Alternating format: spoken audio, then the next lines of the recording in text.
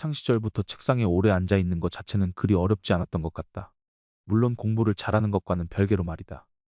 오래 앉아서 학업에 집중하는 건 당연히 아니었고, 노트를 통한 잡생각 및 미니게임을 주로 많이 했었다.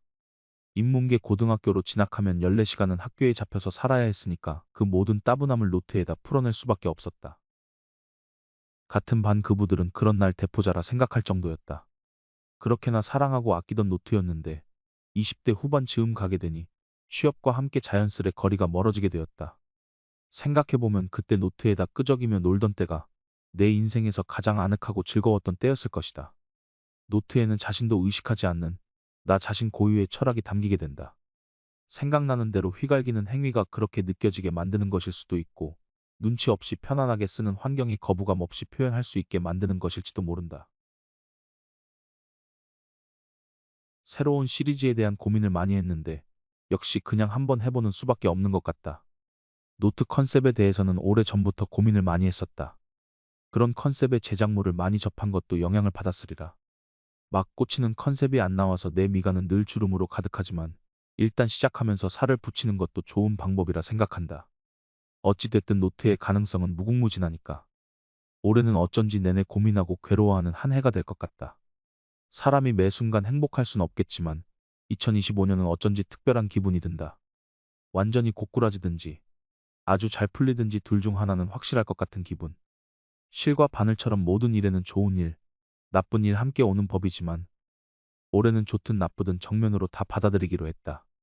내 꿈에는 적이 상상도 할 수 없을 정도로 많지만 몰려오는 적을 일일이 회피하는 것이 능사는 아니니까. 회피하지 않는다는 건 그만큼 내 몸과 마음의 생채기를 낼 확률 또한 커지게 된다.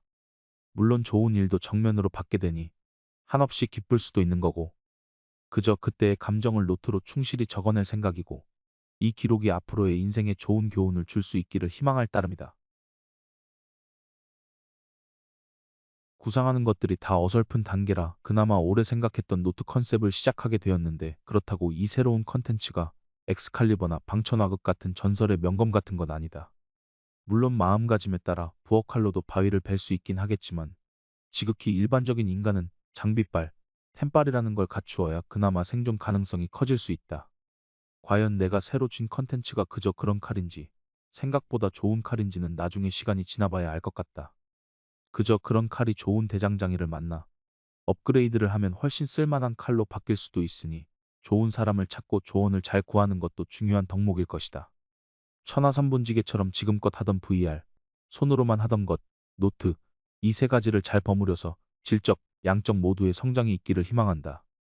통일의 과정은 험난할 것이고 누가 주인공의 자리를 차지할지 아직은 잘 모르겠지만 굴러온 돌이 박힌 돌을 빼낼 수도 있지만 보통은 박힌 돌이 굴러온 돌을 잡아먹긴 하더라. 그리고 영웅이라고 해서 최후의 승자가 되진 않는다.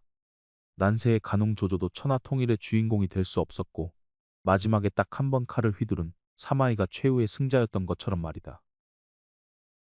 노트 컨셉은 나중에 흐지부지 돼서 결국 처음으로 돌아갈 수도 있지만 뭘 이용하든 근본적인 내 목표에만 도달하면 상관없는 일이다. 헤매는 과정이 엉망이어도 최종 목적만 달성한다면 그 과정은 실패가 아닐 것이다. 다 실패하고 처음으로 돌아가면 또 새로운 걸 시도하면 되는 거고, 지금 실패했던 것들이 나중에야 각광받을 수도 있는 거고,